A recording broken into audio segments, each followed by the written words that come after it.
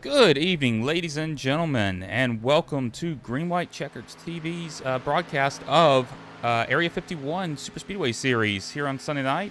I'm here tonight with Chris Matthews in the booth. Chris, how you doing tonight? Doing good. Very excited about this race. Always love coming to Daytona. Wish I can go to it in real life, but yeah, I'm having fun.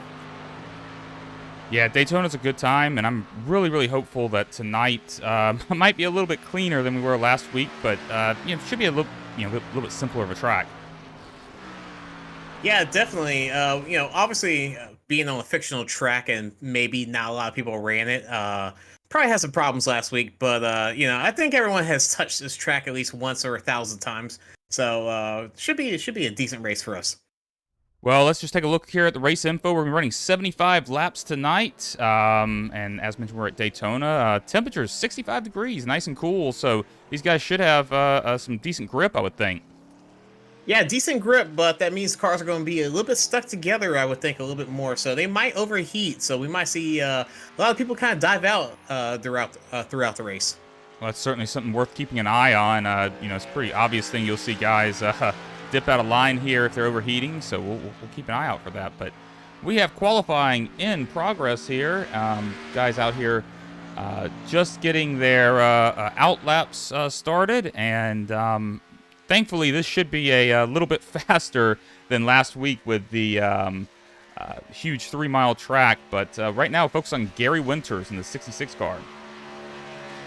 Yeah, so you're going to see different lines. I know there's a little bit of theories to it, different ones where people like to stay on the high line on the first lap, and then once they get their green flag lap, they decide to dive to the bottom. But sometimes you see people stay all the way up top. It's a little bit different here, but some of these guys actually might start staying within a second of each other, so it'll be a really close field today. Yeah, absolutely. And I believe we're one lap qualifying here, if I'm not mistaken. I think that's what I established last week, but I could be wrong there. So we've got Gary Winters on his first lap, one of our first guys out, as he's rounding out to the backstretch, kind of keeping an anchor to the bottom right now.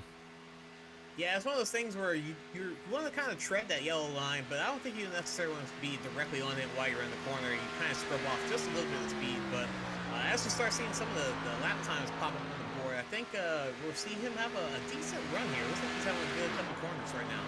Yeah, it looks like really smooth, what you want to be doing right now. Doesn't seem to be having much of an issue with it. We'll see how it turns out as he's getting ready to cross the start-finish line here. And as he comes across the finish line, he is positioned, I believe, fourth, which is not bad so far. But now you see the rest of the lines start pop up, and that's the thing that Daytona does is everyone's really close together. But it might be just inches or a millisecond when it comes to your positioning and qualifying. Yeah, and I'm trying to find anyone on the track right now, and currently it doesn't. I mean, I've seen people shuffle around, but it is. Might be having the same issue I had last week. There we go. Okay, it switched cameras on me automatically, so we've actually got some folks and guys. We got Gary Jenkins here. Just move up to the pole position. Yeah, pretty good lap by him. I think he was able to just stay directly down that bottom line and not too far off from everyone else. I think he had a gap of 0.03 as I'm looking at it. Oh, 0.01 over Eric Ory so far. That was actually that was way closer than I thought. Yeah, these guys up front, very close. We got last week's winner, Josh Hanner, sitting in third right now, and Ryan Decker in fourth.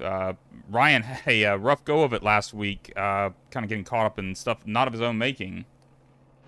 Yeah, that's one of those unfortunate things, and it just makes you fight a little bit harder the next week. Next time you get to come and run with these guys.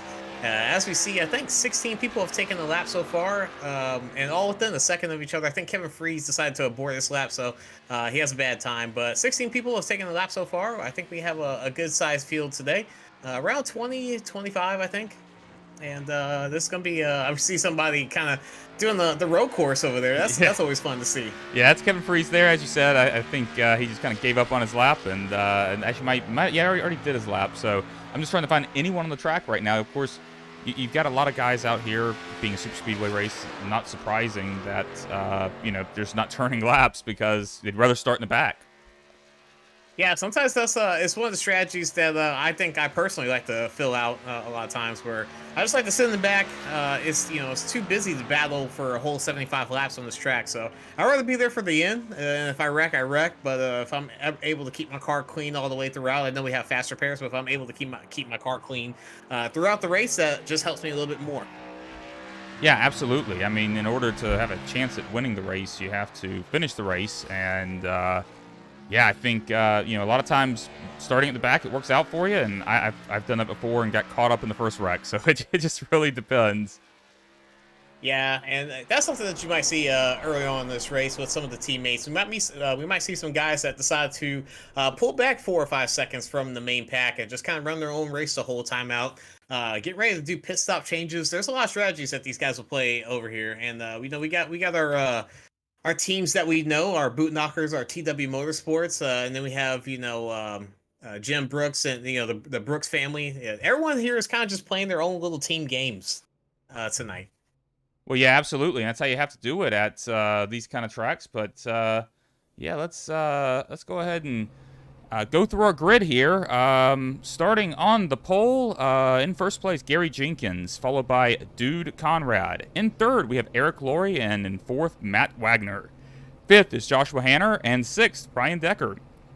Seventh is Maurice Johnson, and eighth is Austin Call. Ninth, Bud Steele, and in 10th, Gary Winters. 11th is Todd Merkel, and in 12th, Chris Vander. Apparently the next... Oh, there it is. Wrong next page button. In 13th, we have Frank Ranger Jr., and in 14th, Rudy Doden. 15th is Jacob Buffo, and in 16th, Jimmy Pyland. 17th is Larry Fairman, and in 18th, Nathan Warner. 19th, we have Brian Wang, and in 20th, Kevin Freeze. 21st is Gael Brooks, and in 22nd, Chris Matthews. Well, I wish I was racing. I was about to say, you're 22nd, so we'll roll with that. 23rd, we have Jim Brooks, and in 24th, Richard Sanchez. And in 25th, we have Bob Fitzgerald. 26th, Todd Siebels. 27th, Dean Wilkinson. 28th is Hondo Longmire. 29th, Brandon Briggs. 30th is Edwin Outlaw, and in 31st, Don Runkle Jr. So a little bit of a mix-up on the starting order, at least for the teammates. These guys are going to have to try to find each other real quick if they want to be able to get up front as fast as they can. The team that I'm always looking forward to watching is a little bit of an underdog team when it comes to just how the numbers of cars that they have in their stable, which is going to be the TW Motorsports guys. Dean Wilkinson and Todd Siebels. Those guys usually run pretty well together, but a lot of times they have to find help elsewhere to get them up front. Yeah, well, that's something we'll have to certainly keep an eye out for. You got guys like Joshua Hanner, who did win the race last week, but was pretty quiet almost the entire race, was just opportunistic at the end. So obviously we can have a crazy race, and you never know what's going to happen at the end. But going to say what I'd normally say at the beginning of these races and throughout them. If you are watching on YouTube tonight, please give us a comment in the chat. Let us know who you're cheering for. Looks like we've got some people cheering for Vander. Yeah, starting 12th, he's pretty much middle of the pack, so he can either go forwards or backwards, and I think he's raring to go forwards tonight. Looks like he has a good machine today. Yeah, certainly in a good starting position there. You were talking about where you want to start on a race like this, but starting, right about there, I mean, you can quickly get hooked up with somebody and move up pretty quickly. Yeah, it's always a choice right there. Once you're in the middle, I think for me, if I'm already in the middle, I think I'm committed to actually racing some people early on. So if I'm somewhere in the middle or I'm up front, I definitely commit to try the race. But if I'm in the back, I might as well just take it easy and just figure out what my car can do, what my car can handle. Well, as we're rounding out of turn 4 here, the pace car will pull off. And just a reminder, everyone, these cars do go on the green flag for the initial start. But then after that, the leader will control the restart. So Gary Jenkins taking them to green.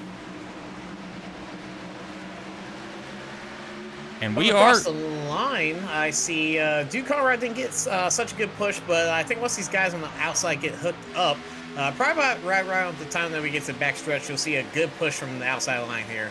Yeah, I was about to say, I feel like that outside line is overall looking a little bit tighter, even if they were a little spread out there on those top two. But we see Gary Jenkins currently, holding that inside line, not having much of an issue. Yeah, definitely. And the key car right now is going to be that third car line for whichever line that's going on right now. So we have the 2, and I think we have the 48 definitely pushing. So a lot of these guys are going to be kind of controlling what they do at the field. We'll see as we see Duke Conrad go down to the bottom. Yeah, Duke Conrad takes over the lead there on that inside line, but now you have to wonder if that Matt Wagner car up there, on that high line, so he's going to get that push from the 48 of Ryan Decker. Trying to take over the lead here himself. I think he ended up getting that lap lead. So Matt Wagner briefly taking the lead here. I know he is someone, obviously he broadcast with me last week. He is someone who has been really wanting a super speedway win. Yeah, definitely. Matt, not only for a couple years, he has been close time and time again. I think he just gets a little bit hungrier. That man is starving for a win. He doesn't do anything too desperate to, jeopardize the reputation that he has. But I know that he is somebody that definitely is deserving of a win here soon. So hope for good things for him tonight. Yeah, we'll have to see. But hey, I have to commend these guys right now. Like after last week, obviously some concerns that we might have a lot of cautions, but these guys keeping clean right now. Yeah, a little bit easier to do on this track since there's 2 dedicated lines. Sometimes people might like to push to 3, but as long as these guys don't try to squeeze each other down, either the outside kind of squeeze the guys on the bottom down, or the bottom decides to push up. Usually, people kind of play fair by the rules here, and everyone kind of knows what lines they need to run. Yeah, absolutely. And I was going to say, I obviously there is a third lane here. We see it happen in actual NASCAR races all the time, but myself, I've noticed that I am typically very happy if we stay running too wide at this track, just because of issues with netcode. It's so easy. So usually I'll try to stay too wide until we get to the end of the race. Yeah, definitely. I know that when it comes to how close these guys want to run, there is a little bit of a bubble effect that you can do by pushing people, and a little bit of side drafting action I think you see sometimes, but early on in the race, I don't think you'll necessarily see that unless these guys are desperate to get around each other. But right now, I think the real main concern is just the heat in the car, just the oil temperatures that these guys are trying to manage. Yeah, that's something we're going to definitely have to keep an eye on. And hey, I want to point out someone here. Brian Wang here. We're wrecking. Oh, no, big run. See if we can find out who all was involved in that, as we're still under green. Wow, that was... I don't even know if I can find that since the caution didn't come out. But everyone, looks like, I'm going to look at some of these guys who dropped back. I think someone just tried to go 3 wide. They got a little bit loose. It seems like no one's really off track yet. Just a couple guys broken up. Yeah, Bob Fitzgerald coming into the pits here. Yeah, overall still green. But what I was going to bring up here, Brian Wang, just before that, had run the fastest lap of the race. He ran really well last week, but he has quite a bit of damage on the back of his car. Oh, no. Yeah, it's definitely going to be bad, but he should be decent enough to get a fast repair if he has to take one. Yeah, that's the thing that's kind of tough. The calls you have to make here is like, obviously the caution didn't come out, so do you come in and take the fast repair now? I'm feeling like you almost have to, because he seems to be way off pace, but maybe if he can get right behind somebody, he'll be able to make it work. Yeah, definitely. As we see Larry Fairman and Kevin Freese come in, so might be a little bit of tactics here, just trying to help out Buddy. 2 cars are definitely better than one coming around this track, so hopefully that's what they're doing. But I think these might be offset pit stops, so I don't know if these guys are going to stay together. Yeah, we see Larry Fairman there, a little slow to get off, but Kevin Freese, unless he can get hooked up with the pack here, he is going to be by himself. I say the pack, but we kind of got 2 distinct packs that have formed now. Yeah, and I think if you're in this lather pack, you really kind of just gotta take things easy, just push what you can, not try to blow anything up or race anybody, because you're just gonna get slower. In that front pack, eventually, if you do that long enough, you might go a lap down. Yeah, absolutely. So I believe we heard that our fuel window we're looking at like 22 laps. I think I heard. Yeah, I think 20. Oh, as we have another wreck on the backstretch here. Oh, I think we had almost a Kevin LePage moment. Well, I am trying to see if I can find anybody. I see a lot of people went off I track. see the 11's off. Yeah, well, he had just come in the pits and has quite a bit of damage. But we are still green here. The iRacing race steward not being very friendly to some of these guys. Yeah, no, I'm not sure what happened. I'll try to go back on my stuff, but it looked like somebody was just slow in the backstretch, and everyone that wrecked decided to go down to the grass. So iRacing decided to throw the caution, but definitely unfortunate for those people. Yeah, let's see if we can take a look here. I've got an off-track event. See if we can. Oh yeah, it looks like Larry Fairman was on the track. Now we have another wreck. Oh. There's not wrecks galore. I don't know what's going on right now. I see Jim Brooks is off. I see Jimmy Pryland's off. There's a lot of people that just went off the track. Well, that one did bring out the caution, so let's see if we can find out what caused this one. Nope, that is not it. That's man, it is really not giving me much info here. Nope, that's on the pits. Maybe here.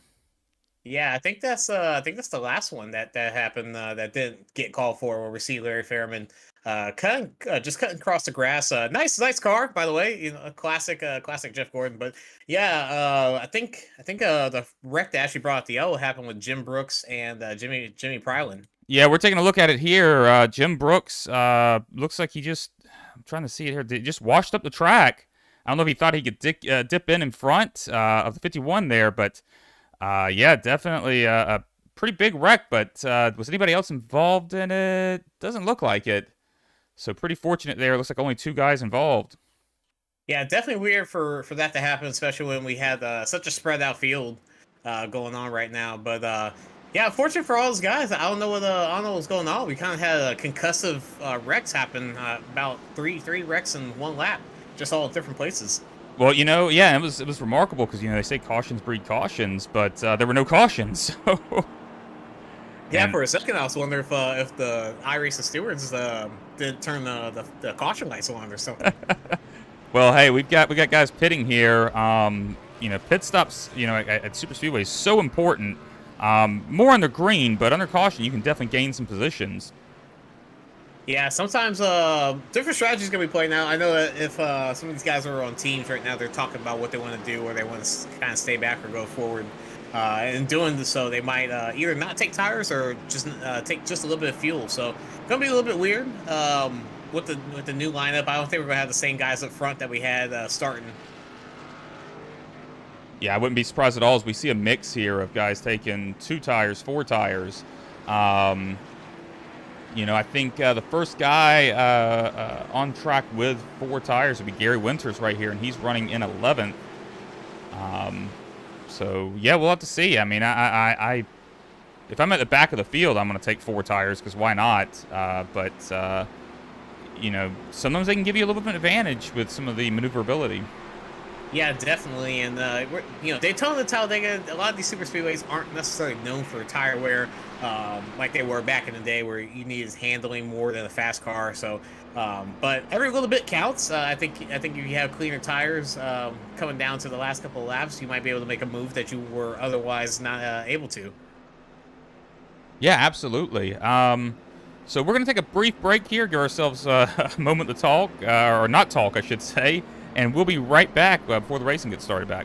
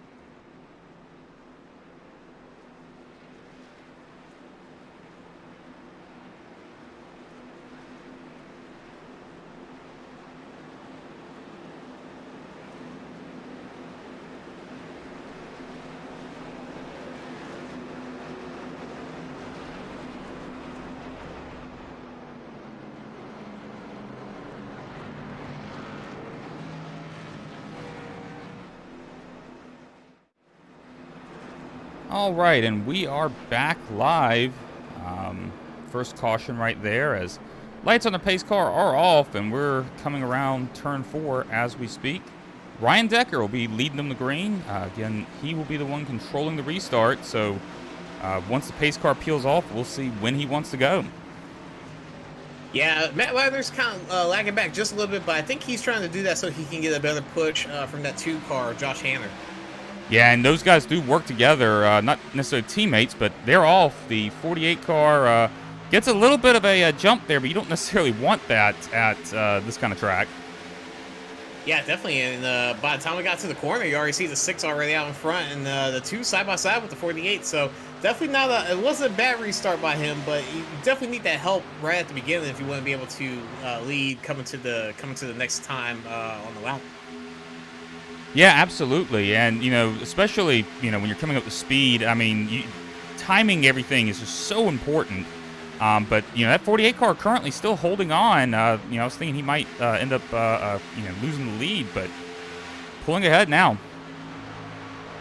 Yeah, we see the 2 and the 6 kind of get a little bit offset. I think the 2 had to kind of pull back a little bit just so he didn't tag the side of the bumper of the 6 and turn him into the inside line. So looking at these guys right now, they're pretty much even Stevens coming to the line here with the energy that's being pushed from the outside. So good battles going on, going all around. We're just needing to figure out who's going to be pushing a little bit harder to get to the front. Yeah, I think there's always that question of, who's going to be the one that's going to try something. We see it from this shot. There's all sorts of guys like, there's some movement, possibly trying to get some air to those radiators, but also possibly thinking about, do I want to try to make a move? Yeah, I love that shot. That's probably one of my favorite shots about coming to these super speedway tracks. And, half the guys are trying to get air. The other half the guys are just following. And it just becomes this, weird snake that you kind of see just serpentining, down the track. And a lot of times that might lead to a wreck if these guys aren't coordinated enough. But it's one of those cool things to see that it all depends on the energy that's being, deposed down the bumpers of these cars. So, very fun thing to see. I think the 2 and the 21 are definitely going to, try to help Matt get in front. As we see, the 48 still leading here. Yeah, absolutely. As we looks like Josh Hanner or either Matt Wagner blinked out there for a second, but I've got some concerns about that second line because they're only 6 cars deep. So if that bottom line can form up, they should be able to pull away from that top line. Yeah, numbers are king here, and as we see, Matt still blinking just a little bit. I don't think it's nothing necessarily affecting him in the race, but at least for our screens, he's definitely blinking just a little bit. Yeah, just the even numbers right now. I think with these guys, the bottom line is just going to win out by the time each time they need to come back to the line. So the outside line needs a little bit more help, but looks like the inside line's just holding strong right now. Yeah, this could just be one of those moments where everyone's just sort of settling in, just kind of waiting for the next moment. Because I've been in that situation before where it's like, hey, I'd rather just wait till we have green flag pit stops, things spread out a little bit. Then I'll start trying to make some moves. Yeah, and we had that wreck, I believe like around lap 9-8 or something like that. So it kind of add another 20 laps to this race. So right around 30, 35, I think we'll see these guys start pitting again for the green flag pit stop. So we got to keep an eye out for that. Yeah, we never got an opportunity for green flag pit stops last week, I don't think. I'm really hopeful we get some tonight because that's where your excitement comes from, and you kind of see some separation between people. Yeah, definitely. And the first things first, you got to get down to the pits in safe conditions, safe speed, and make sure that you don't hit anybody. As we see the 2 get a little bit wiggly as he's pushing the 6 out. Now the 6 going to go down, and he does. And now the 2 is up top while the 6 is trying to kind of defeat that line up there and just a slight block. But the 21 is going to be the key pusher on the outside now. Yeah, honestly, this is a move I've seen executed by Josh Hanner before, and he may not like me sharing this, but having 2, someone you work with really well, just kind of controlling that front line. This is something I've seen him do time and time again. Just, hey, if you see Hanner get a little bit of a push up here, there's a good chance he's not going to drop down, even if he has a spot to take the lead. He'll just stay up there, content to kind of control the race. Yeah, it's one of those weird things where if you are having your teammates help you out, you almost want to be side by side with them, just controlling the field instead of two cars pushing each other. So it's one of those weird things to kind of just lock up the field right now. Unless people want to form a third line, they really can't get around each other. Yeah, for sure. And I think going back to what we were saying earlier, I don't think you're going to see anybody forming a third line at this point. It's just too early in the race. But I've been surprised before by these guys. They're certainly very good super speedway racers out here. So if anyone can do it, I think you might see them start trying to at some point. Oh, definitely, and it's capable. This track is a little bit more narrow than it is at Talladega, and obviously I raced the super speedway where we were last week.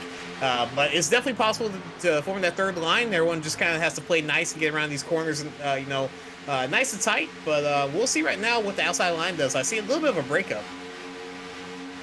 Yeah, for sure. You get this front pack here of about 10, 13 cars. And then you got a little bit further back, kind of got strung out, and that could be purposeful. Yeah, looking back throughout the field, these guys might not feel like they need to be pushing, as we see, like the 51 or the 80 of Rudy Doden. These guys don't necessarily need to push. They don't need to get their car hot or anything like that. And you see guys like the 63 and 71, the Guy Brooks. These guys are just single file. They're just kind of just chilling out. And that's all they really need to do. They're just making laps at this point, just setting up to get to the end of this race. Yeah, you do have to be very careful doing that, of course, though, because it is very, very easy to lose the draft by accident, and then you're in trouble.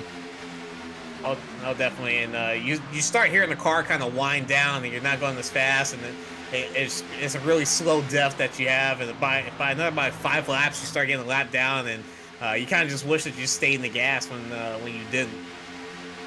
Hey, I want to take a moment here. I like bringing up big movers, and that happens a lot at tracks like this. But Brandon Briggs here up 15 spots since the start of the race, running in 14th.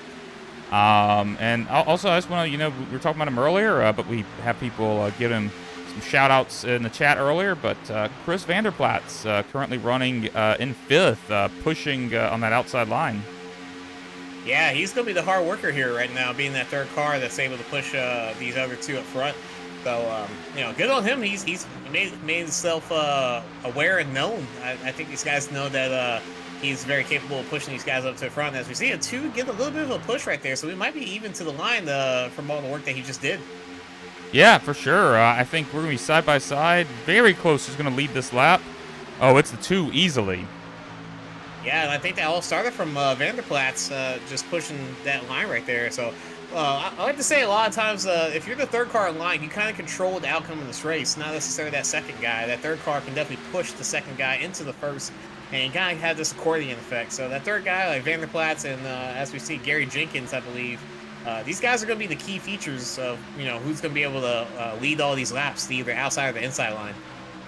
Yeah, absolutely. I mean, I think, the third car in line, I think, is honestly maybe the hardest position to do in these races, because second car, you're just getting right on the bumper and pushing as hard as you can, but that third car, you have to get basically as close as you can without pushing, or else you risk causing a big pileup. Yeah, definitely, and it's one of those things where, depending on what car, what track, we have trucks here, we have the next-gen car, obviously we have these Xfinity cars here. A lot of times that third car has to feel out the pace of the whole line. Either he has to kind of whoa up and not push as hard, or he has to push for everything he has. And a lot of times, whatever happens to him is an accordion effect to the guys all the way behind him. Absolutely. Trying to see if we've got any battles on track right now. But again, I think for the most part, these guys up here side by side, but nobody's really trying to make any big moves right now. I think after last week and perhaps the pep talk that the admins gave, I think guys are content just to sort of sit here for a little bit. But if you said lap 35, we're talking about pitting, and you're one of those guys on the outside, when are you starting to look for an opening to try to get down so that you'll be ready for the pit stops? A lot of times you kind of start just, if you really don't think that you can get down, you have to start backing out the field, start forming up that third line and actually just shifting your way back and kind of just parachuting your line around. But if I'm the 2 car and I want to pit along with the rest of these guys, I'm going to try to get my car out front and then get right in front of the 6 and then force my way down to the line. Yeah, and it wouldn't surprise me to see, if that 6 were to, back off and let him in, since they are working together. But I've been on the bottom line before, and you can sort of hold those guys up top hostage if you can keep your line formed and force them to go to the back. Yeah, and we'll slowly start seeing the outside line kind of trickle off. Start with the 66, the 36, and the 22. So it's one of those things where you kind of just see the outside line just die off because people definitely need to get their gas, and I don't think anyone's really saving at this point. Yeah, absolutely, and you got to think also, the 6 and the 2 have basically been the front of their lines this entire run almost, and they are almost certainly using quite a bit more fuel than the guys behind them. So. They might be having to come in a little bit earlier. We'll have to see. Yeah, definitely. And looking right now, the 6 is just staying out in front. I'm not sure if the 2 is just not getting the energy that he needs to get all the way back up front, or they're kind of just trying to figure things out and stay just calm right now. But race is still good. Everyone's still racing pretty tightly. Just seems like we're in a calm state right now. Yeah, and I think if we do end up having green flag stops, first of all, you got to be a little concerned getting on pit road. It can be chaotic at these super speedways, but if we survive that, you're going to see the guys spread out a little bit. I would imagine, as some people have better pit stops, some have worse. You have some guys kind of get stranded with no one to work with, so could cause a major shakeup in this race. Yeah, definitely. And I think pit speed is 60 miles per hour, and these guys are doing somewhere around 190. So to come off the corner and only have a couple hundred yards to get yourself, rolled up that fast and not have someone tag you from behind, it's going to be very tricky. And, we see these guys do it sometimes. Other times we see them absolutely mess it up, and we see cars going right back up into the wall. Well, there's so much you have to, when you're pitting at these kind of tracks, you have to, there's so much trust you have to have in everyone else. And, not everybody here has raced extensively with each other. So, sometimes it's just sort of feeling things out. But, I guess we'll find out here maybe in about 9 laps as we've got Seth Gruver out there, who I have raced with before, cheering for Matt Wagner. Well, he's leading the race, so you picked a good driver to back there, Seth. Yeah, I know when it comes to pitting, I think personally I like to tell people behind me if I'm going to go all the way low or I'm going to stay directly above or just under the line when I come in, just so someone just doesn't tag me from behind, because I know everyone has different braking points. Just try and get to the cone. I know that's something that we have to watch out for if we do get a green flag pit stop. Yeah, and I hope that these guys practice green flag stops, because I feel like every time I'm in a race that I don't practice green flag stops, we always end up having an entire race full of them. And if I do practice them, then we will have every single stop under caution.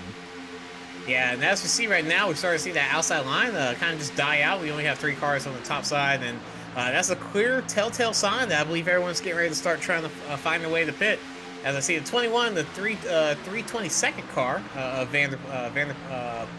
Vanderplas. I don't know how I'm going to keep saying that, but yeah, we see these guys on top. They're kind of trying to figure out their lives right now. With there's a little bit of gaps. I think, yep, there goes one more. But yeah, you see these guys starting to trickle off, and I think we're going to have everyone come in at once, which is going to be even more chaotic. Yeah, it's a tough break for Vanderplas right now. He was up there pushing, but just hadn't really had a gap that he can drop into yet. So he might lose some positions here. Yeah, and we're coming up on lap 28. I think we got about another 5 laps. So I think everyone's getting ready to try to set themselves up for success here on this pit stop that's coming up. Should we keep continuing going green? So we should definitely have another stop after this one. But is there? I'm trying to do the math here, and I'm not very good at math. Is there an opportunity here for some guys to potentially, take a group with them early, and still be able to get it done with 1 stop? Not looking like it mathematically, but that can all change if we do get a caution in the next, I would say, 10 to 15 laps. Well, and of course, also you have to keep in mind as well, like, if you do, once you do pit, if we have green flag stops and the field spreads out a little bit, everyone's going to be using a little bit more fuel on those subsequent laps. Oh, definitely. Yeah. Everyone has to kind of catch back up, get up to speed, and find their way around the track. As we see The outside line that we once had that was battling for the lead, they're already fighting for around 10th, and we see the 71, the 22nd car and the 21st car all the way on the outside. So it looks like these guys aren't going to pit on the first wave. Looks like these guys are going to kind of set themselves up for the after wave, or the second one that's coming through. So a lot of cars on the bottom and not that many up top. Well, if you're one of those guys up top, you've got to hope that the guys on the bottom don't run it dry, which you would have to think they wouldn't with Josh Hanner and Matt Wagner up there. Probably a lap shorter on fuel than anyone behind them. Yeah, definitely. And one thing to kind of look out for is, which I think I'm betting on 3 waves of pit stops. I think we'll have the first wave, and I think that's going to be your biggest one. Then the second wave would be some of the guys that just couldn't get there. As we see, a 36 almost get to the 21st car. That would have been the big one right there. But I think we're going to have that third wave is going to be anyone that kind of just missed both waves. So it's one of those things where I have to kind of figure out and choose who I want to go with if I didn't have any friends to go with. But teammates are trying to find their partners right now. Yeah, and I personally, I've always been the type, I want to try to go on that very first stop, because I don't want to, have a gun to my head when I'm having to, I'm running out of fuel and I have to pit right now. I'd much rather be able to do it on my own terms, but you don't always get that choice. Yeah, definitely. And I think I'm right there along with you. I definitely agree with that. Where I don't want to be able to have that crew chief come over my ear and say, "Hey, you're running out," and then you start hearing the car sputter right as you get into turn 1, as you cross the start-finish line. It's one of the worst feelings that you can have. I did get a notification that Edwin Outlaw possibly had some issues getting off of pit road, but we're going to keep camera here because we think pit stops are coming soon and did not bring out a caution. Yeah, looking at that first wave where we have the number 2 and the number 6, I think these guys are getting ready to come, and yeah, they are. That's a big group right there. Yeah, that's a very big group. Whole lot of them coming in. Oh, man, I lost all of them. Here we go. They were moving around so fast, I had to try to click on them, and yeah, so huge group. Oh, a little bit of contact there between the 64 and the 2. That's crazy. Looked like everyone kind of got in clean. Looked like they also got in fast. We'll see if anyone got any penalties, but looked like one of the cleanest entries I've seen in a while. Yeah, that was beautiful. Everyone was staggered out. No real issues other than that that I saw, other than that 64 and 2 car, just slightly hitting each other, and looks like they had no damage out of it. Yeah, we have the second wave coming in. I think about almost the exact same number of cars, and almost a little bit of a wreck there with the 22nd car. It's a big bump. Well, I think that 90 car had to have been speeding. he had it, and it looks like he might be trying to do some makeup right now. Like, oh guys, come on, don't hit me. Yeah, definitely. But it definitely looked like he had a full head of steam. He was well past the line when he got on the brakes. So we'll have to see if he gets penalized. Yeah, and I think I called it. I think we might have one more group coming in.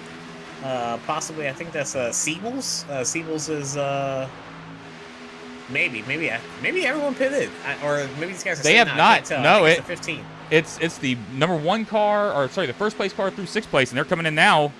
Ooh, that one was that was almost bad.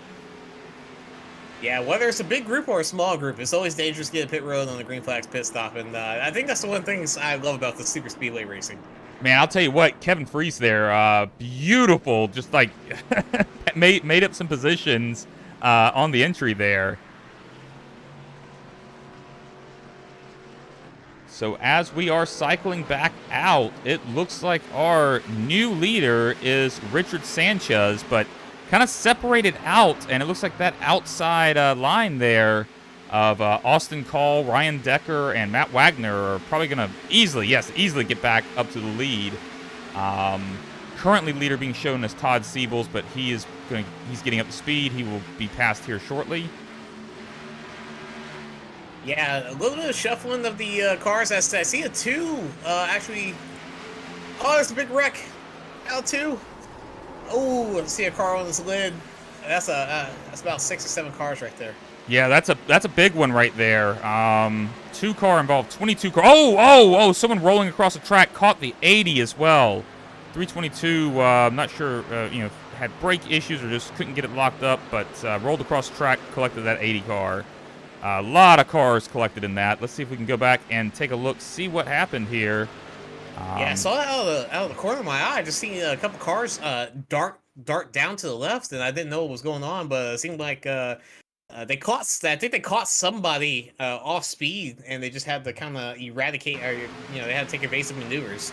Yeah, I'm trying to find it here because, as you mentioned, it was. Oh yeah, there we go. Now we're getting somewhere. Oh, looks like did the number 2 car hit the apron and then shoot back up? Oh, he just got loose. He got loose. That was bizarre. So last week's winner, getting a little loose there, bringing out the caution. Yeah, that's definitely unfortunate. That's very weird. He probably didn't take tires in the last pit stop, but yeah, just like he got loose into the corner. I don't think anybody touched him, but yeah, it caused a big one. He wasn't able to keep it down the apron and shot back up and collected a couple more cars. Based on his pit time, I think he probably took 2 tires. Can't say which side it was on. 11.3 seconds in the pits, so he probably did take tires, but a lot of times I don't have as much experience with these cars, but I know a lot of times with a lot of the vehicles, like you take 2 tires, it can be a little unstable. Yeah, definitely depends on what side you take. I think usually people kind of start doing the left sides. I think on super speedways, which is very unorthodox. Normally, if you do take 2 tires, I think it's on the outside tires. Those are the ones that wear the most, but just looks like yeah. As soon as he gets loose in that corner, it looks like he just lost it. Just getting off track. I don't know. Very rare to see on occasion. Yeah, that was one of the more bizarre super speedway wrecks I've ever seen. If it was the 87s, the cars out here, I could understand it, but that was a little different.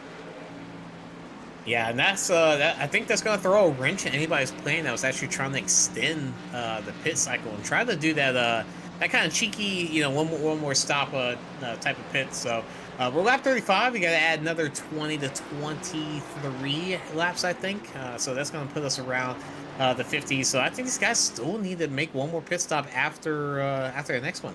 Yeah, and honestly, now that the field's brought back together, who knows what's going to happen? We might end up with a string of cautions because, something I've mentioned before in broadcasts, you got guys who, caution comes out and you start feeling there's a little bit of a sense of desperation. You especially if you feel like there might be another caution. You're like, I've got to gain as many positions as I can before that next caution. Yeah, and I'm just looking at right now, trying to look up who's in the lead right now. We have I think it's Josh Wang up front, or sorry, Brian Wang up front, Duke Conrad, Eric Lowry. I think these guys are starting to have their teammates lined up to each other. The Team Bootknocker guys, I think these guys are getting ready to start locking it down, which we see time and time again over the course of the last couple seasons, where these guys somehow, some way, just get all in front, and then I think they just lock it down for the rest of the race. Yeah, I mean that's what you want to do when you have good teammates is you want to try to lock it down and control the race. We saw that with Hanner and Matt Wagner earlier, but yeah, different group guys up front now. Yeah, and these guys are coming back in the pits. I think some people are coming to the pit just to top off a little bit. I think every drop of gas that these guys are trying to get is going to help. And we're in a weird spot right now where I think they might be able to get away with one more stop. If not, they will run out possibly with 1 or 2 laps to go. Yeah, I think they'll be able to do it one more stop, but it's going to be pretty tight. And it depends on whether or not you're following or if you're leading. Yeah, this is the part where I don't want to necessarily be up front, where I'm constantly in the gas. I kind of just want to be able to coast around 60-70% of my throttle and sit around like 4th and 5th spot on the line. So this is the part where I don't want to lead.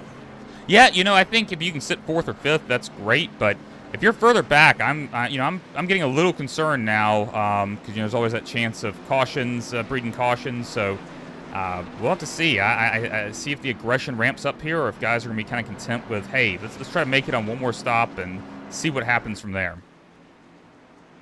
Yeah, looking at the field now, it kind of jumbled a lot of things up. I know we talked about the guys that are up front. I don't think they changed too much, but these fast guys sitting in the back now. I think we have like Matt Wagner sitting in 11th, and the two car who I think got his fast repair. These guys are still want to go ahead and get front again. Well, we see Brian Wang there get a huge jump as they go to green. You know. But it looks like kind of everyone spread out a little bit. Didn't really get tight there, but I'd imagine you're going to start seeing them tighten up pretty soon here. Yeah, we're going to have a big run, I believe, from one of these lines. And if they decide that they want to start passing that, I think that's where we start getting that 3 wide action. So it looks like the outside line's winning with the 8 car, and we saw somebody jump up there with them. I think that was the 64. Yeah, I think you're right. Austin Call there in that Aaron's car. Currently in 5th, but up on that outside line, going to start giving a push there to Kevin Freeze. Yeah. By the way, some good paint jobs out here tonight. A lot of these things are a little bit nostalgic. We have the Aaron's paint scheme, which was driven by many cars, but I think Michael Waltrip was probably one of the highlights of that car right there. And then we have the Bass Pro Shops. We got I saw somebody in old Jeff Gordon. I think that was the 11 car. But yeah, a lot of these guys have some pretty classic paint schemes, and then you have your old custom ones that are just as nice as well. Yeah, I love looking at paint schemes. We're I've probably spent more time in iRacing making paint schemes than I have actually practicing. So, but I'm a little surprised though. I'm looking at this outside line. I really thought that you'd have more guys up here because the outside line has been holding pretty strong, but it looks like it might be forming up again right now. Yeah, I think one possible reason is that these guys have probably wrecked a couple of times, without a caution coming out. So a lot of these guys might be on their last fast repair if they've already taken it. So these guys might be on their last life, so to speak. So they don't want to push it too hard. Yeah, that's for sure. Oh, we saw someone drop to the apron there. I think it was Jim Brooks. You got to be really careful with that. Oh, someone shuffled out of line there as well. I think that was Hondo Longmire. Yeah, just sort of. I'm not sure if someone came down or what, but good job controlling it there. And we're staying green, but he might end up losing the pack, as we can see here. Everyone's just kind of flying around him. He's going to have to try to hang on. Yeah, not sure if that was technical issues or strategic drop back, but I think he's lost the pack, so he might have something going on in that car. Yeah, he's currently about to fall 1 second back from the person in front of him, and there it is. That means he is probably not going to catch back up.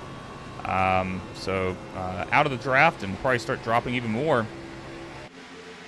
Yeah, looking at the field now, everyone's starting to bunch up again. I think everyone's getting ready to try to play it safe and try to just get to the end here, which like I said, we about 20 something laps for a fuel run. I think these guys definitely want to be able to have a little bit easier time instead of wrecking right after the pit cycle. Yeah, a little bit of shuffling there. I think that was. I think I'm jinxing people right now.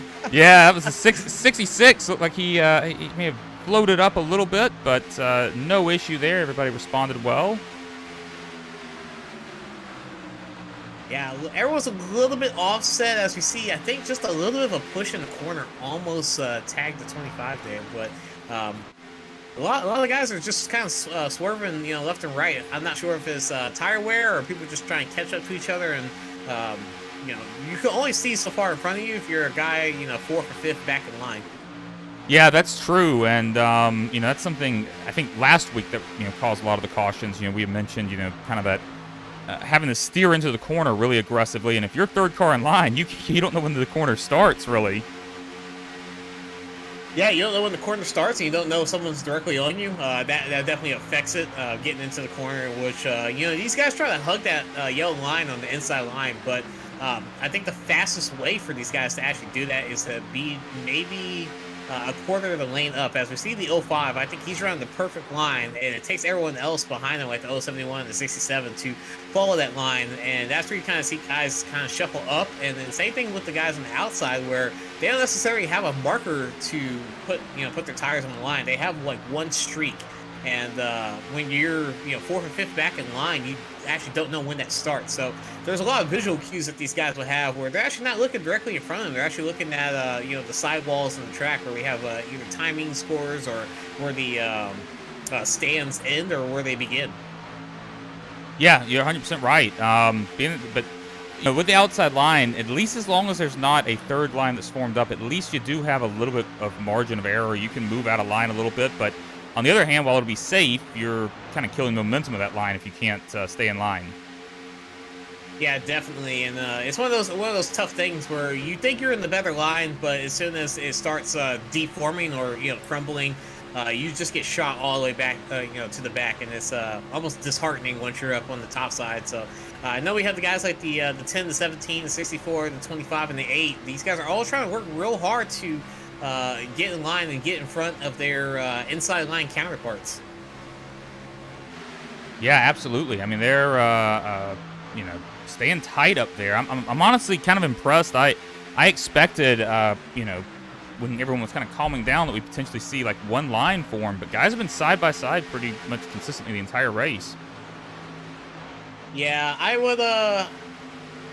I usually see, if the guys on the outside can get in front, they would decide to just drop to the bottom, kind of like what Dude Comrade's not doing right now, where he's on the outside. I think usually a lot of times these guys decide to just drop to the bottom, and that's the easiest thing, just so they can defeat the run that's coming right back on them. So, he had a perfect time to drop down to the bottom, and now he's going to be dead even coming to the line.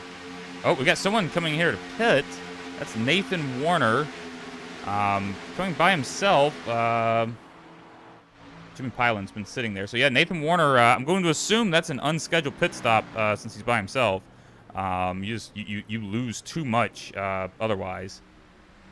Yeah, and looking at the track map right now, I think by the time these guys get around to the next lap, they're going to face another lap down car. So hopefully they either stay directly out the main line that's happening, or they get off the track. So not sure what's going to happen, but I think they're going to catch up. I'm not sure who that is right there. I think it's going to be the 24 car, I believe.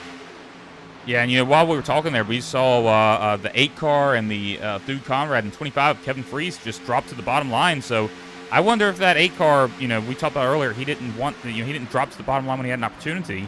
Maybe he was waiting for Kevin Freese to come with him. Yeah, I think that's the Team Bootnocker guys, Kevin Freese, Dude Conrad. These guys have done this time and time again, where they kind of time these takeovers, I like to call them, and they really kind of just decide to take over a line, and it's really hard to beat these guys because they know how to push, they know how to get around the track as fast as possible, and kind of stall out any lines that if anybody tries to attack them. Yeah, absolutely. And we see, that outside line now has completely fallen apart. You've got 2 cars and then 3 cars further back, and then nothing. Yeah, it happens quick when Team Bootnocker decides to really just kind of put on the slammer. I think these guys really kind of just lined it up real quick. As we see another slow car, I think that might be a wreck. Oh no! Oh. No caution yet, but definitely everyone had to blow up, and oh man, that was crazy. Yeah, let's see if we can get a replay on that one. I'm just going to rewind it because nothing's showing up in my log. Saw that forming pretty early. Do you happen to know what car that was a lap down? Yeah, looked like might have been Bob Fitzgerald, but yeah, he tried to stay up. He was up near the wall, and I think we had the 17 and the 22 kind of just catch him in the wrong spot right when we crossed the line. But unfortunately, a little bit of a wreck, but everyone kind of kept the car straight. Yeah, it's just unfortunate that not sure if anyone was noticing that there was a lap down car coming around. Yeah, I can't place the blame on Fitzgerald for that one. That was he had it pretty high up the wall, and 17 I may just not have been aware. Yeah, and we kind of talked about earlier, but here's that single line back up front that we've been talking about, and This is usually how that vice grip starts with Team Bootknocker when it comes to them trying to win a race. And obviously, we still have another green flag pit stop to attend to, but looks like these guys are already starting to set up that gap that they like to place on people. Well, you know, if I'm in this position right now, because, you know, that wreck there separated the field in the 2 packs, if I'm one of those guys in that front pack, I am going to wait as long as I can to pit. Just like you try to pull away from that other pack as much as you can while you can before you pit. Yeah, no, definitely want to not announce your pit intentions to the last minute. But if you have all your teammates with you, I think it's very easy to do that, and then kind of catch the guys behind you off guard. Yeah, I'm going to drop back here real fast. We're going to take a look inside of Josh, not Josh Hanner. Who's our, someone just in front of him. Well, here we go. I think it's Matt Wagner is the first car in that second group, and we're going to see as he's exiting. Yeah, you can barely see the cars up there crossing the start-finish line. They are nowhere close, currently 6 seconds back. Yeah, fortunately, just the way everything's shaping out right now, how these guys are gapping themselves, as long as they have a good pit stop, I think they're going to be able to extend that lead for a couple laps there, because I think they have the majority cars right now. Yeah, and, you know, honestly, it's not helping that second pack is side by side. You know, if I was them, I'd be lining up trying to gain every little bit I can, or at least minimize the losses, because you never know. In that first pack, you may have guys who are a little bit slower on their stops, and you might be able to shuffle in with them. I thought we were about... Oh, we got one person pitting there. Yeah, I think he's just getting out the way. Oh, yeah, you're probably right about that. The way the cars were shuffling around, it almost looked like they wanted to pit. As we've got Ryan Decker up here, not content to just say, you know, let's run in one single line, and he jumps up to the top up here. Yeah, I think that's just enough cars on the outside and inside to still be fast. I think these 2 lines have just enough cars to be fast and not have any dead weight to kind of hold them back. As we see the second pack doing the same thing where we have 2 cars on the outside and, you know, it's just the inside line just pushing. But these guys are steadily losing time over the course of each lap. Yeah, absolutely. We can, you know, see it on the timing and scoring, just falling back. Not much you can do about it in this case. You know, they'd be a little bit faster if they were lined up, but it's just a numbers game at this point. Yeah, not too sure what the second pack wants to do. I would, you don't want to do the same pit lap as these guys, because it's just going to even out and it's going to extend that gap. So, I think they were just going to be hoping for a caution, but I don't think they want to beat a caution. Yeah, 100%. You know, you're hoping and praying that you'll get a break here. Because right now there's nothing they can do. We can see how far back they are, almost a full straightaway. Yeah, and I think I lost track of what pit window cycle that we're going to go to, but we're coming with 22 to go, getting ready about to be 21 to go, and like we said, the magic number is about 22 to 23 laps on field, so we might be seeing these guys getting ready to start heading down to the pit lane and stay the next 3 laps just to give themselves a safe buffer. Yeah, you know, the guys up front, Dude Conrad, Kevin Freese last pitted at 34. So you got a lot of guys in that front pack that are 34, 36, but then you go back to that second pack. Gary Jenkins, Matt Wagner, they pitted at lap 37, so they'll be able to extend it out. Yeah, so they can extend it, and you know, working with that 20s range, 55, you know, 55, 56, 57. So we might be seeing these guys pit very soon, if not this lap. Yeah, you know, there they go. Oh, there's a little bit of a hit right there in the 8's into the wall. Oh my gosh, the leader. Are we gonna get a caution? No caution. That's going to help out that second pack so much, and we've seen a couple people go off in the grass. That's going to be a penalty for them. Oh my gosh. Yeah, that's a tough break. Although I have to say, you know, you said, you know, they went off in the grass to be a penalty. There's a chance the admins may clear that since they were avoiding a wreck. Yeah, hopefully if the admins are paying attention to what happened, or if the guy called out, you know, the reason of needing a black flag clear, that could happen. But I think if it was up to the iRacing stewards and the computer himself, I think that might just be a penalty that they have to sit with. The race steward AI is heartless, so emotionless machine right there. But Looked like everyone kind of got in and out. Everyone that got a decent run in decided to get a good one. As we see these cars peel out back onto the backstretch, the second wave is already coming into the pits. Looks like they got in a little bit cleaner. I didn't hear any disgruntlements going on right now. You know,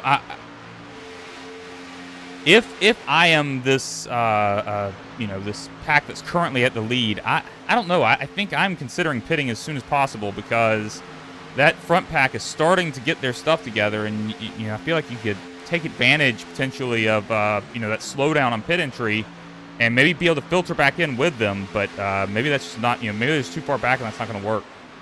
Yeah, definitely. If I'm Matt right now, I think this is the perfect time to come in just to not bleed off any time. You got 4 or 5 guys pushing right behind you, but we're not pushing as hard as possible. So they're not making any good laps right now. So hopefully, by the next time that they come through, they're gonna be able to start pitting. Yeah, I'm sure they would have loved to have seen a caution come out for that incident on pit road. I'm a little surprised it didn't, but it stayed off track. Yeah, and I think these guys are going to start pushing a little bit harder. I think this is the time that they're going to actually start pitting. I don't know if they can go another lap right now, looking at our fuel window. Yeah, they pitted at 37, so that would mean they could go. Yeah, maybe a lap or 2 more, but I don't think they want to extend this time that they have right now. As they do come down to the field, all of them, most of them, I think we got about 4 cars coming in, and seems somewhat clean.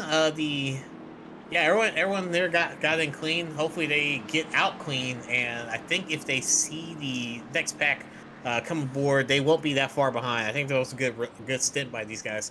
Yeah, we'll have to see here. It definitely was a better pit entry than the original leaders, but you have to wonder if these guys just too much speed to overcome, but they still really haven't formed up here.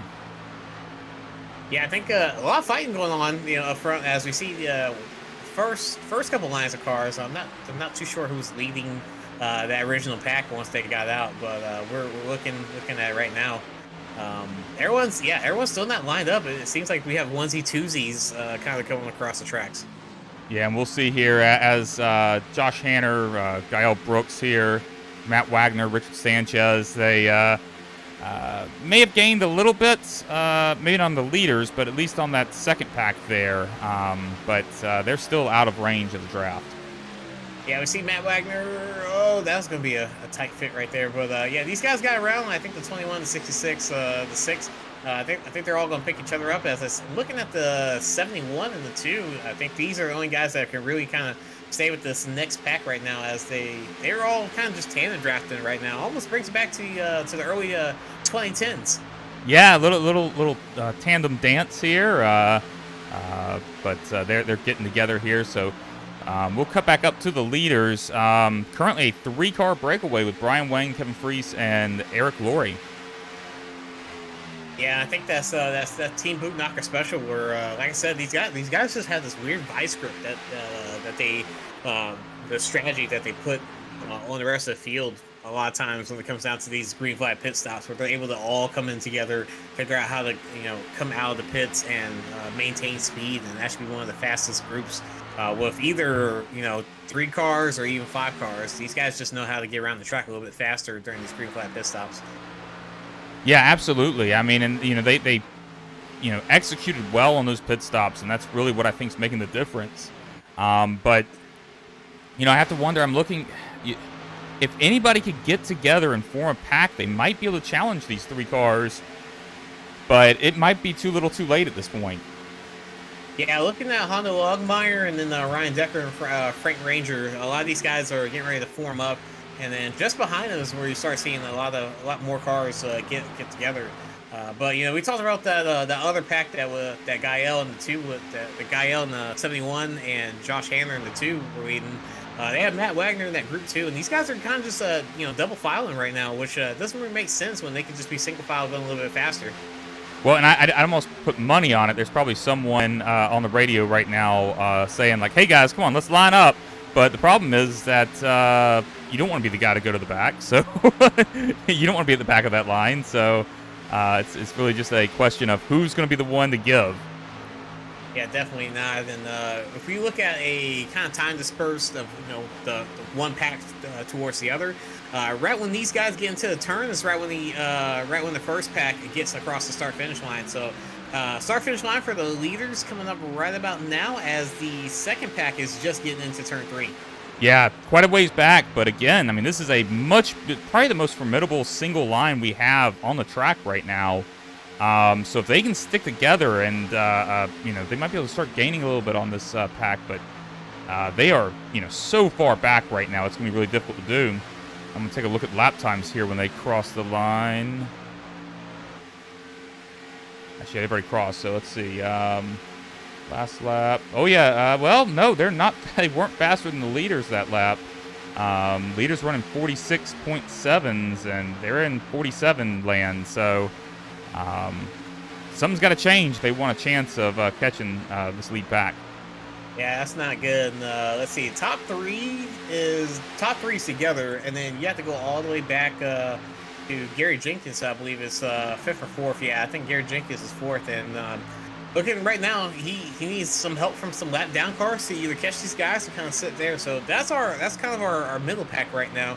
About another 4 or 5 car field with these guys, and we talked about that pack that's in the back. I think these guys are getting ready to envelop that next pack right now. Yeah, if they can stay lined up, that's what they're gonna have to do. But yeah, they are gaining quickly right now. If I can figure out on this how to show our deltas, let's see here. Yeah, everything's jumbled around right now, but I think the main thing to consider is that the guys that are in the lead is only 3 cars, and if you are able to form up, a 4, 5, 6 car pack, you can chase down these 3 cars if you push hard enough. Yeah, and you can see here we're looking at the difference here between Austin Call and that middle pack, and Dean Wilkinson leading that final pack, third pack. And it's definitely narrowing, but I think they're going to have to narrow it quicker if they want to do this before the end of the race. Yeah, we still have some lap down cars that are slow and off the pace. I know these guys have to navigate that. Fortunately, with being a single foul, I think that should be easy to negotiate. We've seen some possible wrecks already happening with lap down cars, but I think as long as these guys communicate to each other, where the lines are coming from and who the lap down guy is, I think they can get by this unscathed, hopefully. And we'll have to see. I'm waiting here to see, if there's been much of a gain here for that second pack to narrow up that gap once they get around here. But they're still waiting here. Nothing really updating. But it's definitely narrowing, but it's only going down by about 1/10 a lap, I think. And actually, this last lap they didn't gain anything, so don't think that's going to work out for this second pack or third pack. I think the second pack's going to be able to stay together and keep in line as long as we don't have a caution. Yeah, and unfortunately, with the amount of time that we have left, we have about 10 laps left to this race. I don't think these guys are going to be able to get back up to them. So, 3-car race right now, and they're all teammates. So, is this the point where teammates kind of go into business for themselves and try to win the race, or are they trying to go for a team points win and just finish 1, 2, 3? Well, you certainly know these guys better than I do, but I think that you're going to stay together for quite a while, but you might start racing a little bit with 1 or 2 to go. Yeah, I think the racer in me always wants to at least try to dive out and see what I can do. Definitely don't want to wreck my teammates, but if I am thinking about the big picture and looking at the season, I might just want to go ahead and I just want to, push my teammates to a win. And I think we see a car stopped on track. I think I'm trying to see who that is. I think that's Frank Ranger. Frank Ranger, yeah. Yeah, Frank Ranger's stopped on track. He's on the apron right now. Not sure what happened. Yeah, so Like see he this got 60. yeah, Oh, he's just rolling. Oh, 64 got up into him a little bit. He may have come down a little bit. It's hard to tell, but yeah, 17 there. Man, we're fortunate that was not more people involved. yeah, that was very interesting. And I think the reason why that didn't get called a yellow is just because there's no other cars coming throughout the track. So one of the unfortunate things about wrecking while you're in the back is if there's no one else that's going to possibly hit you, that iRacing will deem that it's just kind of just you off in La La Land, and no, there's no reason to throw yellow. Yeah, and gonna go back here for a minute. I thought this third pack was getting a little racy, but they're still, well, 2-car peeking out a little bit, but I think at this point, all these guys have probably figured out by now that none of these packs are going to catch each other. So you might start seeing some racing between them. Yeah, and it's one of those things where you kind of have to just give up on racing for the lead. As we see another lap down car, these guys are having to just weave through. As we see one car kind of get shoved down to the apron. I think that was the 6. I think that was the 6 of Matt Wagner. But yeah, lap down cars are, they're holding their lines. I think people just aren't talking, letting each other know where these things are happening at. Yeah, Matt Wagner there definitely lost a lot of time. I think he is maybe going to be able to hang on to the draft, but it's going to be tough. He's 0.8 seconds back, but seems to have stabilized. I think he's going to hang on to the draft there. Yeah, very, very weird sequence of events right there. As we see the 45 and the 66 almost go 3 wide right there, which not too sure what's going on with these guys. I know there's some lap down guys. A lot of people are kind of out of order right now with what they're running. But yeah, I still think it's a little bit too early to start racing like this, especially with some lap down cars. Yeah, I agree with you. I think maybe a little too early because also it's not a full pack, so you're not going to gain a ton of positions. So you could probably wait to the last lap. But some guys are ready to go now. It's kind of boring to run around in one line. Yeah, definitely. And I think the reason why we see a lot of guys still kind of fighting, even though they're lap down, is if we get a wreck, I think some of the leaders will come in and try to get pits, and they can get back on the lead lap. And anything can happen with a green white checker finish here on green white checker TV. Yeah, agreed. I don't think I don't think being a lap down means you should give up on your race. There's always you're always racing for a lucky dog or potentially a wave around position. You should keep racing. I mean, you've got to be courteous to the leaders, but it doesn't mean you just have to give up and pull off the track. Yeah, definitely. You want to fight for every single thing that you have, and I think speedway racing in general gives you the best chance to not necessarily give up on your hopes. I know that when it comes to a lot of times short track racing is a little bit different. You're really having to fight tooth and nail for every position that you get, and by the time that you are doing well is when the leaders come right back at you, so you get placed, a second lap down or a third lap down or things like that. But with super speedway racing, you see a lot of times that the lap down car is actually leading the guys to the checkered. Yeah, that's true, and we're coming up on 3 to go here. We're focused on our leaders: Brian Wang, Kevin Fries, and Eric Lorien. If I'm in any of their position right now, I feel like I want to be Eric Laurie right now. Yeah, definitely. He can get the pass, or he can try to even it up as he's coming across the line. I think he's in a very, very great spot to dictate who wins this race.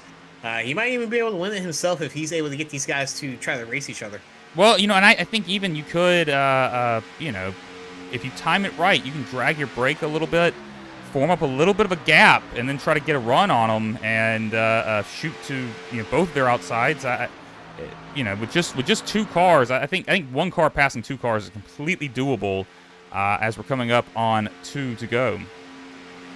Yeah, and these guys right now just kind of going steady Sunday night drive is what these guys are doing right now, where they haven't really had to face any adversity in the last 15-20 laps, especially after that last pit stop. So these guys are doing what they need to do. I know that they're all teammates, and this is kind of how I feel like they drew these plans up. And it's one of those things where I think we see like week in, week out. If they're able to do it, they kind of just lock down the race from time to time. And unfortunately, we had a couple of mess ups there, but great race by these guys. Yeah, absolutely. And we're coming around turn 4 here, about to be a white flag. I think if you're going to see anything happen, they're going to start setting it up no later than the backstretch. Yeah, you see the 071 kind of lag back a little bit. I think he's trying to figure out how he wants to make this run happen. And then you see the 25 do the exact same thing. So A lot of times you see these guys start, trying to lay back so that guy out front is just in no man's land. He slows down while the other two speed up. Yeah, 100%. And you can get a heck of a run on these cars, but it's just a question of can you do anything with it? 071 starting to peak, but no, he's staying there, but he's got a little bit of a gap. So let's see here what they're going to do. Yeah, looking at it right now, I'm not sure if he's going to try to take a stab at it, as he's going to need to go left or right. He's got a choice, but looks like he's just going to. I think they're just going to finish out 1, 2, 3 right now. Yeah, that's those guys didn't want to put on a show for us, but hey, that's fine. Teammates and go further back in the fields, those guys no issues there. And this bigger pack with 3 wide, Matt Wagner down below the double yellows.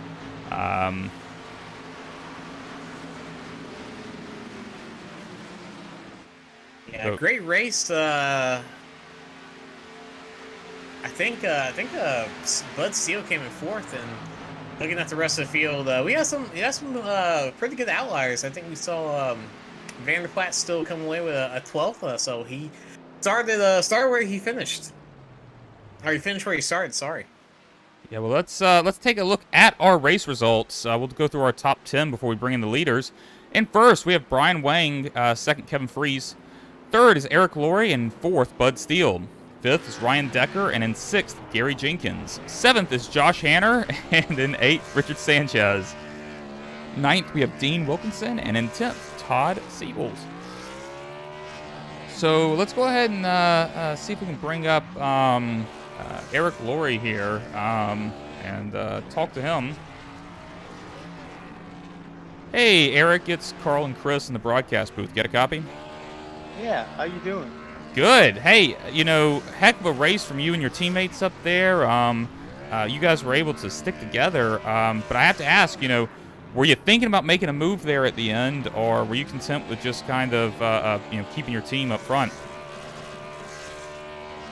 I'm a team player. I'm just happy to keep everybody in line, and whoever wins, well, they win. Hey, Eric, it's Chris. I don't know how you guys do it week in and week out. It seems like y'all always set up these green flag pit stops for y'all to get out in front and never have to look behind y'all. Is there something that you guys just set up, or is it just the luck of the draw that we had a couple of incidents that really didn't turn the yellows? It's probably more the luck of the draw, and just keeping a good pit speed and in and out, and you can do it. So I'm going to go back to the finish there. Obviously you were a team player, but if you would have been trying to do something there, you don't have to give away everything. We don't want to know all your secrets, but if you had been thinking about making a move there, did you have something in the back of your head like, well, I might have tried doing this? Well, to be honest, I thought about it, but with the teammates, no, I'm not going to do it. So wanted to ask, you guys obviously out there, there's just the 3 of you guys for that last stint. Was there any concern from you that with just 3 cars up there, you guys might have been in trouble? There was a little bit I was thinking about. I don't know about the other 2, but I was worried that they'd probably get a line and pack and just head on forwards, but they weren't able to do that. So, but if we can run together bumper to bumper, you can make up a little time. All right, Eric. Yeah, good race. Is there anybody you want to shout out before we put you away? Well, I want to thank you guys for what you do in the booth, and Area 51 for what they do and put all these races on for us. It's great, and I love doing it. And I want to shout out to Gabe and his wife. Prayers are with them. All right. Well, definitely prayers with Gabe and his family, and thank you, Eric. P3, not bad start for that, or not bad way to end the weekend. We'll see you later. All right. Well, thank you. You guys have a good night. You too, man. All right. Well, how about we bring up our second place finisher, Kevin Freese. Kevin Freese, you got a copy? Yeah. How you guys doing tonight?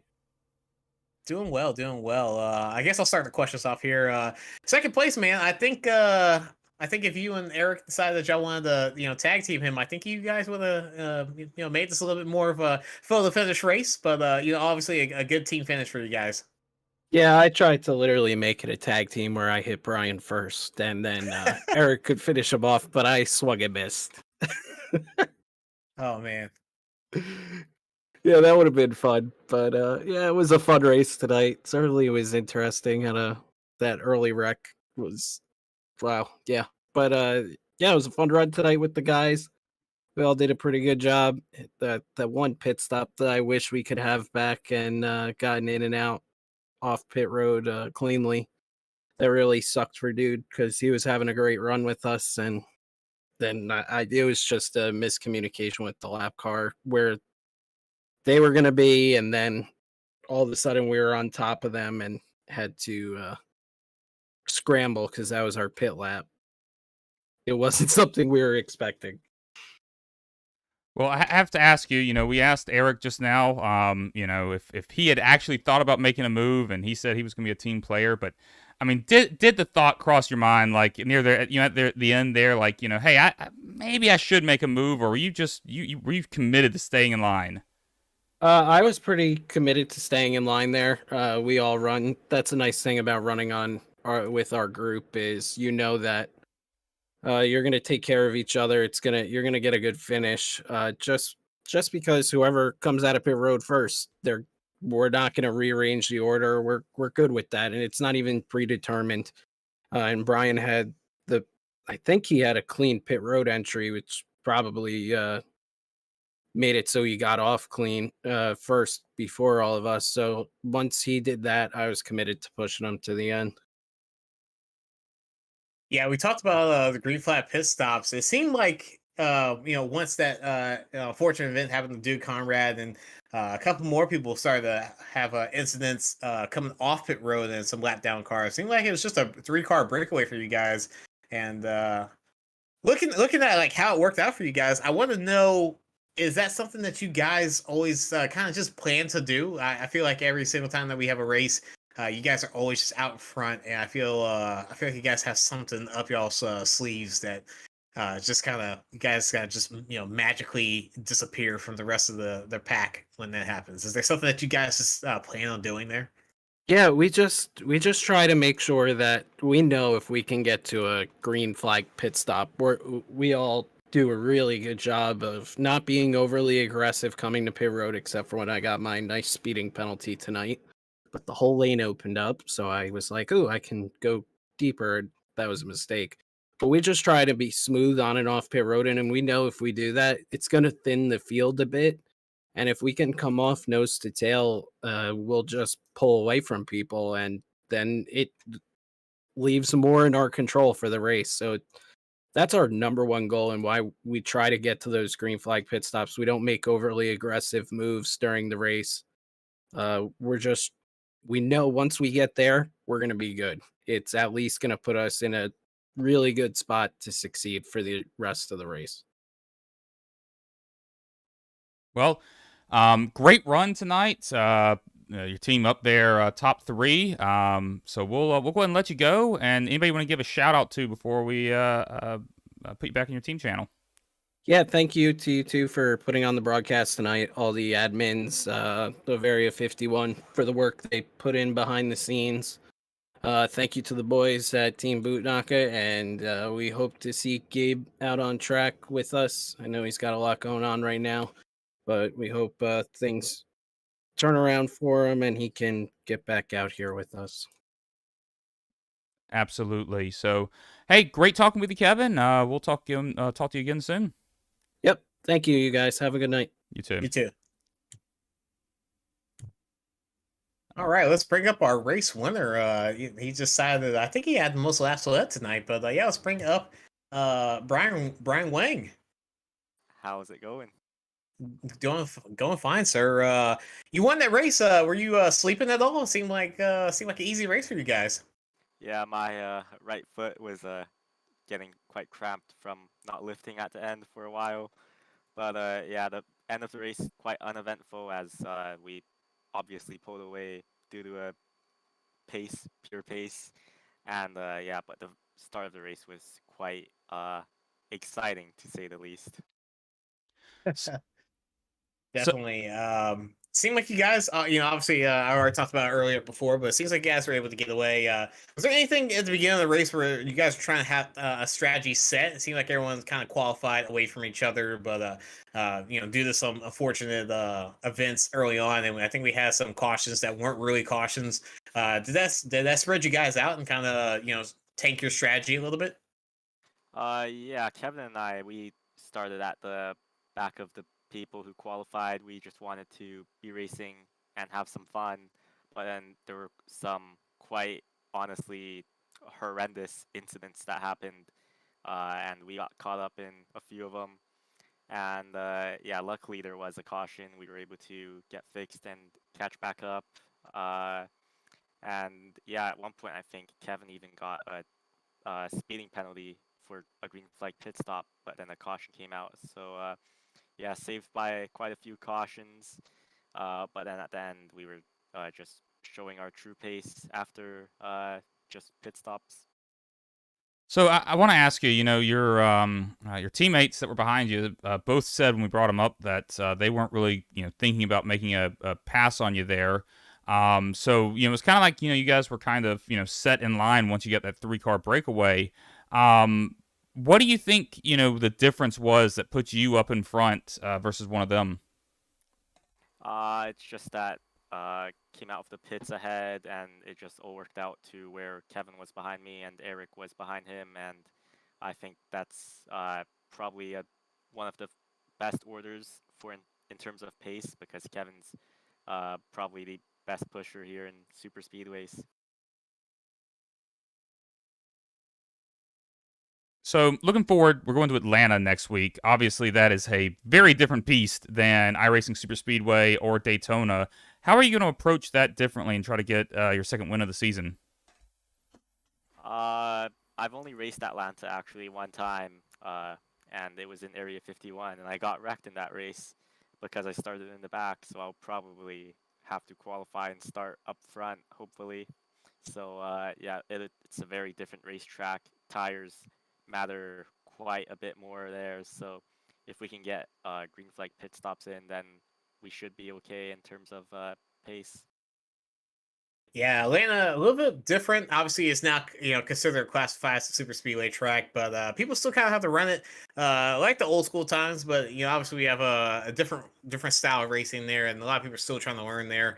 Once a lot of times people wreck, that's gonna be something to look out for. But seems like you guys did a good job tonight. Ended this weekend very well. But going into the next week, I think you guys might have to do the same thing again. Yeah, hopefully we can pull it off again next week. We just gotta avoid all of the wrecks. Well, hey, it was great talking with you tonight, Brian. A really great win. Before we let you go, any shout-outs or thank yous to anyone? Yeah, thanks to you guys for broadcasting the race. You guys always do really good broadcasts. Thanks to everyone at Team Bootnaka and Nexus Esports. All right. Well, we'll put you back down in your team channel. We'll talk to you again soon. Thank you. All right. Well, that is going to wrap up our broadcast. As I mentioned earlier, next week we are at Atlanta, 75 laps. Going to be a different beast, but should be a lot of fun. So with that, for myself, for Chris Matthews, and the entire GWC TV crew, and Area 51, I want to say thank you for watching, and we'll see you again soon. So long. Bye, everybody.